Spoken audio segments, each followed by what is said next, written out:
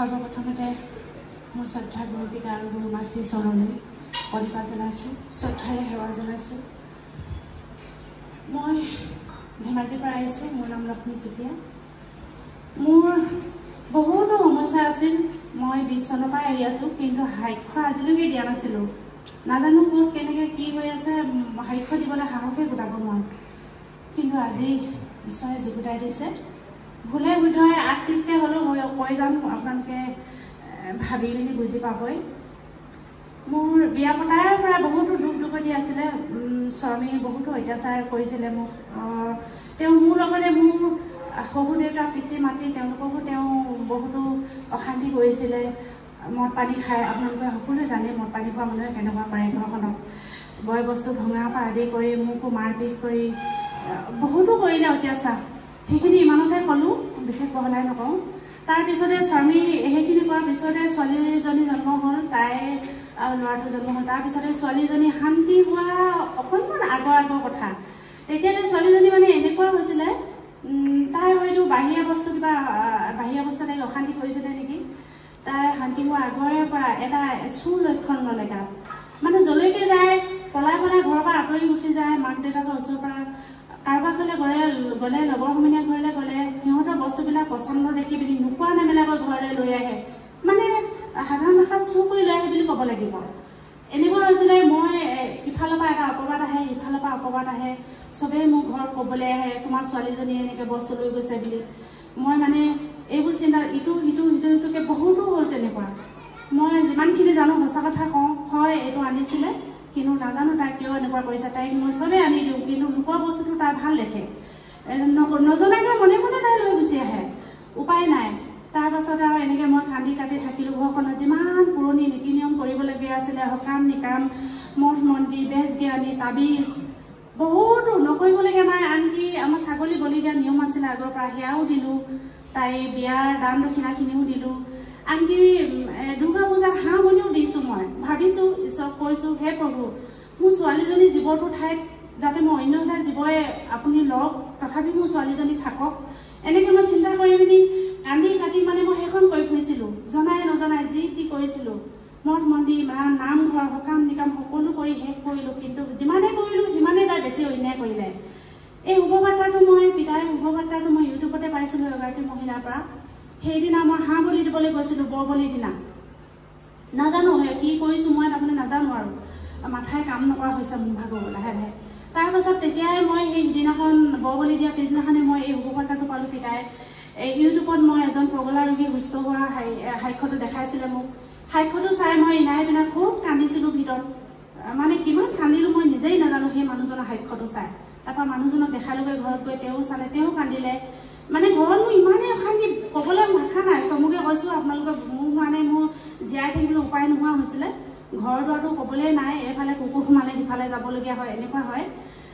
আকৌ বহুতো ধাৰ ঋণ লাগিছিলে। মানুহজনে ভাল কৰ্ম নকৰে, বেয়া কৰ্মবোৰেই কৰে। মানে আৰু তেওঁ বেৰবেচা, চুৰ ডকাইতৰ পৰা আদি কৰি সকলোখিনি কৰিয়ে মানে ঘৰখন চলাই আছিলে। সেইকাৰণে ঘৰত ইমান অশান্তি।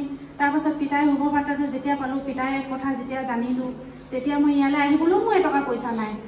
এজন মানুহে মোক সহায় কৰিলে, লোন এটাৰ লগত মোক 2 টকামান উলিয়াই দিছিলে।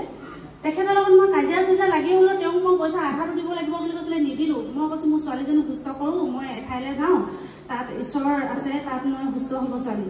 সি নামানে, মোক পইচা আধাটো পৰা দিবই লাগিব বুলি কৈছে। কিন্তু মই কৈছোঁ তই মোক মাৰিলেও মাৰ, কাটি লগা, মই পইচা নিদিওঁ, মই তালৈ যাব লাগিব। সেইকেইটকা পইচা লৈ যিদিনাখন মই আহিবলৈ ওলাইছিলোঁ, সেইদিনাখন মানে এনেকুৱা মোক চৈতানে আমনি দিছে মোৰ ছোৱালীজনীক।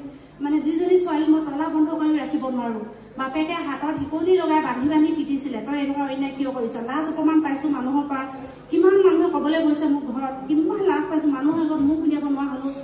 লাষ্টৰ ছোৱালীজনী ইমান, মই এদিন ছোৱালীজনীক বাপেকে বান্ধি বান্ধি মাৰোঁতে কৈছোঁ, ময়ো পিটিছোঁ সেইদিনাখন। কৈছোঁ তই সেই প্ৰাৰ্থনা গৃহত, এইটো আচলতে মোৰ অগা পেচান আছে। মই তাৰ পিছতে এদিন আহিলোঁ ইয়ালৈ। সেইদিনাখন মানে মোক চৈতানে ইমানে আমনি দিলে, ছোৱালীজনী মানে অসুবিধা হ'ল। তাই সেই দিনটোৰ পৰা লাহে লাহে মানে গাভৰু হ'ল। গাভৰু হোৱাৰ পিছতো মানে সেই ৰোগটো যোৱা নাই। ইয়ালৈ আহিলোঁ সেইদিনাখন তাই মানে আহিব ওলাওঁতে তাই অসুবিধা হৈ গ'ল।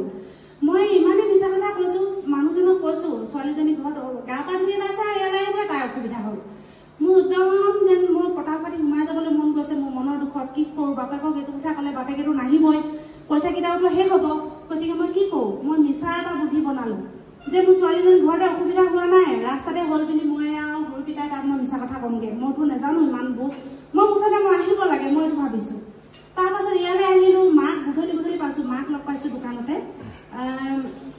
20 চনৰ কথা এইটো তেতিয়া মাক কৈছোঁ মা সেই আমি বোলো এনেকৈ আহিছিলোঁ ইমান দূৰৰ পৰা ছোৱালীজনী ৰাস্তাতে অসুবিধা হ'ল মই এইটোৱে মিছা কথা ক'লোঁ যে ছোৱালী ঘৰতে অসুবিধা হ'ল কিন্তু মই মানে ইয়ালৈ আহিব নাপাম বুলি পইচাকেইটা শেষ হ'ব বুলি মই মিছা কথা কৈ দিছোঁ মাক কৈছোঁ মই মিছা কথা ছোৱালী ৰাস্তাতে অসুবিধা হ'ল তেতিয়া মায়ে কৈছে কি ক'বা ইমান দূৰৰ পৰা আহিছে তোমালোকক মোক ক'লৈ খেদিম গতিকে থাকা লেডিজ ৰুমতে এনেকৈ থাকিবা তাইক ওলাই সোমাই ফুৰিব নিদিবা তাৰপাছত কি কৰিলোঁ আৰু এনেকৈ সুবিধা পালোঁ সোমালোঁ আৰু নামঘৰলৈ তাক সোমাই পিনি আমি বাপেক মাক আমি দুয়োটাই প্ৰাৰ্থনা কৰিব লৈছোঁ সিদিনাখন ছোৱালীয়ে কি কৰিছে একদম কাপোৰ কানি পিন্ধি ওপৰ মহল চুপৰ মহল গোটেইখন বগাই ফুৰিছে মোৰ মন প্ৰাৰ্থনা মন বহা নাই মই জানিছোঁ তাই কিবা এটা দিগদাৰ লগাব আকৌ তেতিয়া আকৌ পিতাই তাত মানে আমি প্ৰাৰ্থনা লৈ থাকোঁতে তাই কি কৈছে বেলেগৰ বেগৰ পৰা পইচা কেইটকামান লৈ ল'লে মইতো নাজানো সেইবোৰ কথা ঘৰলৈ গ'লোঁ সিবা আকৌ আহিব লৈছোঁ পইচা দুটকামান বাচিলে মোক ইবা আকৌ আহিব লৈছোঁ তাই নাহে তাই এখন ভুল কৰি থৈ গৈছে মইতো নাজানো তাৰপৰা মোক ক'লে মা মই পইচা কেইটকামান লৈ আহিলোঁ নহয় মই বোলো হ'ব না পিতাই বদনাম হ'ব এয়া কি কৰিলি তই খুব পিটিলোঁ তাইক মানে ইমানেই পিটিছোঁ তই সুস্থ হবি নহওক সেইখন জগতৰ ৰোগী সুস্থকাৰী প্ৰাৰ্থনা ভৱনত ইমান ৰোগী দুখী দাগ থাকি বোলো সুস্থ আছে তই কিয় নহবি পিতাই অপমান কিয় কৰিবি তই সেইদিনাখনে মই ইমান বেয়াকৈ তাইক পিটিছোঁ তই গুৰু পিতাৰ নামত সুস্থ হ গুৰু পিতাক তই অপমান দিব নোৱাৰিবি যিহেতু তই যদি এনেকৈ ভাল নাই হোৱা বুলি শুনে মানুহে আনেওতো বিশ্বাস নকৰিব গতিকে তই বোলো পিতাৰ নামত সুস্থ হ'ব লাগিব তই গুৰু পিতাক কিয় অপমান দিবি তই ভাল কেলৈ নহবি কৰিবি তাইক মই খুব পিটিলোঁ সেইদিনা তাই বোলে ইমান দুখ লগাকৈ চাইছে মই সেই চালনীটো মই জীৱনত পাহৰিব নোৱাৰোঁ তাই মই যেতিয়া মই তই গুৰু পিতাৰ নামত সুস্থ হ গুৰু পিতাক তই অপমান দিব নোৱাৰিবি বুলি মই মনৰ দুখত পিটিছিলোঁ তাইক সেই দিনটোৰ কথা মোৰ তাইৰ চালনীটো এতিয়াও মোৰ মনলৈ ভাঙি থাকে বাৰু যি কি নহওক ইমানখিনি সমস্যা পৰা তাই বৰ্তমান সুস্থ হ'ল পিছত এদিন আহি মই কোন আছিলে জানো নামটো মনত নাই এয়াই দাগ কাটি মই পিতাইৰ লগত উঠন পূৰণভাৱে থকা তেওঁ তাতে আহি পিনি পইচা 1000 টকা এটা তেওঁৰ হাতেদি মই দিয়ালোঁ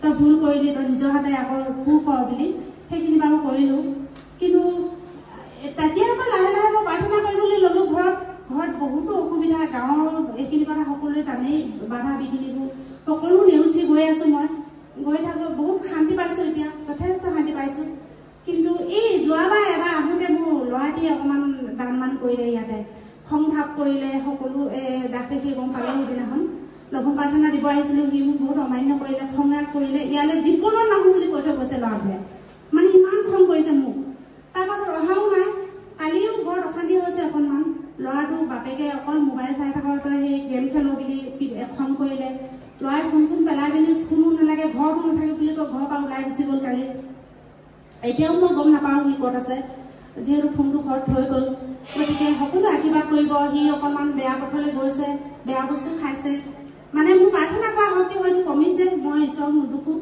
গতিকে সকলো আশীৰ্বাদ কৰিব মোৰ বহুতো দুখ দুৰ্গতি চমুৱাই গ'লোঁ ইমানতে কিন্তু গোটেইখিনি ক'বলৈ ভঙাই পেটাই ক'ব নোৱাৰিলোঁ আপোনালোকৰ ওচৰত দুখিত